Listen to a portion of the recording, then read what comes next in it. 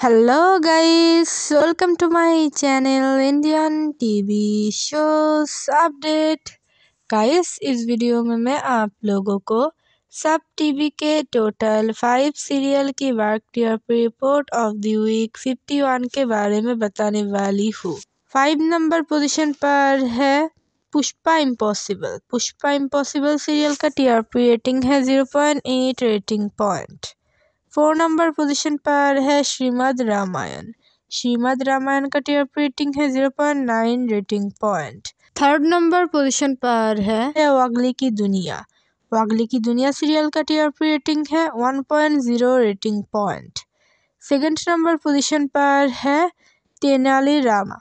तेनाली रामा का TRP rating है 1.0 rating point. और 1st नंबर पोजीशन पर है तारक मेहता का उल्टा चश्मा।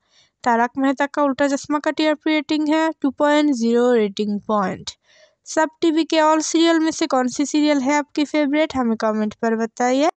Thanks for watching. Please subscribe my channel for more latest update.